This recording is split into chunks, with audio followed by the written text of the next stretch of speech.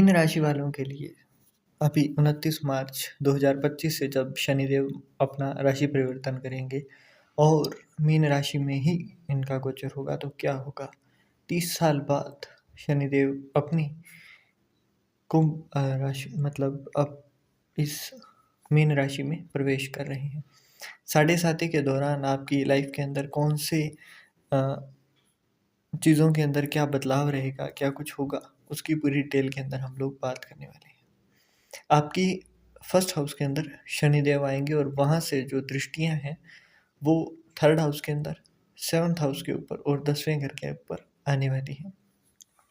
तो इसका इम्पैक्ट क्या रहेगा, क्योंकि फर्स्ट हाउस के ऊपर है तो नो डाउट चंद्रमा के साथ भी इनका थोड़ा सा बहुत अच्छा तालमेल नहीं दिखाई देगा। आपको एंजाइटी होना, ओवर थिंकिंग होना, फ्लो ऑफ मनी मतलब पैसों का आदान प्रदान होना, उसके अंदर दिक्कत देखने को 101% मिलेगी, जो कि चीज़ें आप पहले भी देख रहे थे।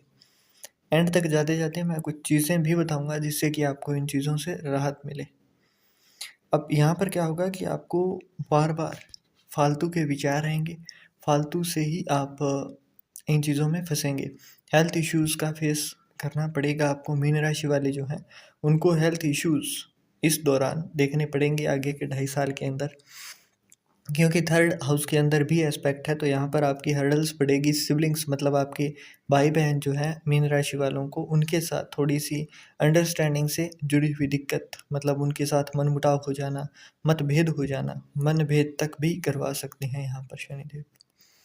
सेवन्थ हाउस के ऊपर एस्पेक्ट है तो इसका मतलब आपके जो स्पाउस है, मतलब आपके पति पत्नी जो भी हैं, आप बिजनेस में पार्टनरशिप में हैं तो वहाँ पर आपके पार्टनर, बिजनेस पार्टनर, उनके साथ भी आपके वैचारिक मतभेद उत्पन्न होना संभावित हैं। अच्छे खासे इसके जो है आपको दिखाई देंगे।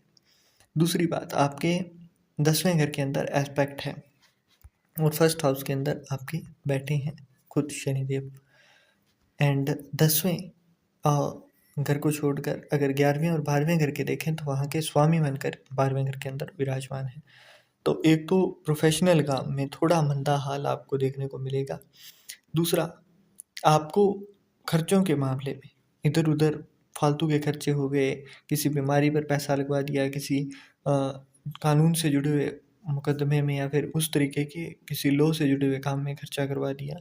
बार बार आपके एक्स्ट्रावेगेंस मतलब बार बार फालतू के खर्चे होना यहाँ पर आपको दिखाई देगा। अब इन सब दिक्कतों का एक इलाज मैं आपको बता देता हूँ।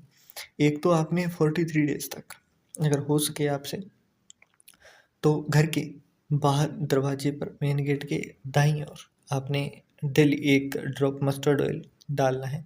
दूसरा, घर के अंदर पीछे का कोई एक कमरा ऐसा छोड़ देना है जहाँ पर कि दिन में सूर्य की रोशनी ना जाती हो, रात में दिया लाइट कुछ भी ना जलता हो। इस तरीके से एक कमरे को छोड़ देना है खाली। आगे के 2.5 साल में उस कमरे के अंदर बिल्कुल भी प्रकाश नहीं करना है, बिल्कुल अंधेरे में छोड़ देना है। चाहे स्टोर रूम है तो वहाँ से बल्ब वगैरह हटा दो। अगर कोई वैसे ही रूम पड़ा है अगर आपके पास अवेलेबल है तो उसको खाली करके बिल्कुल छोड़ दो।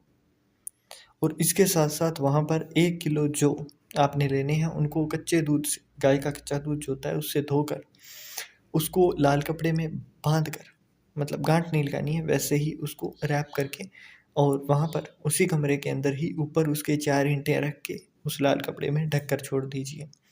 इससे आपको 2 फ़ायदे होंगे। एक तो फालतू के खर्चे नहीं होंगे, दूसरा मेंटल जो एंग्ज़ायटी है, मेंटल पीस जो आपकी गायब है, वो चीज़ आपसे उस चीज़ से आपकी बचत होती रहेगी बार-बार।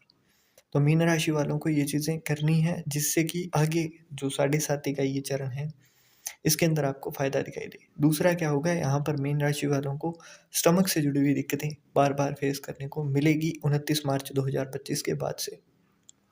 खान-पान पर ध्यान रखें, डेली थोड़ा वर्कआउट। मैं ये नहीं कह रहा हूँ कि आप जिम पर जाइए, जिम जाइए। घर पर भी आप थोड़ा व्यायाम अपनी ओर से कर सकते हैं, योगा कीजिए, कुछ भी कीजिए परंतु कीजिए। जब तक करोगे नहीं तो ये पैसा भी आपका फालतू में लगवाना शुरू कर देंगे। फर्स्ट हाउस के अंदर शनिदेव है तो यहाँ पर ज़िद के कारण आपको कई सारे आपको मौके, अचीवमेंट्स जो आएँगे वो अपनी ज़िद के कारण आप छोड़ते हुए दिखाई दोगे। अपनी ज़िद के कारण कोई नुकसान आपका अपना होता हुआ दिखाई देगा, तो वो चीज़ आपने उससे बचत करनी है। अपने भी इस सेकंड दूसरा जो चरण होता है उसके अंदर क्या होता है कि आपके अपने जो आप जिनको समझते हैं वो भी आपसे दूर होना शुरू हो जाते हैं। तो यहाँ पर ज़्यादा किसी से भी ये नहीं सोचना है कि ये हमारा साथ देगा ही देगा। बहुत ज़्यादा एक्सपेक्टेशंस आपने नहीं रखनी है। जितना कम एक्सपेक्टेशन रखोगे उतना ही ज़्यादा आप लोगों के लिए अच्छा रहेगा।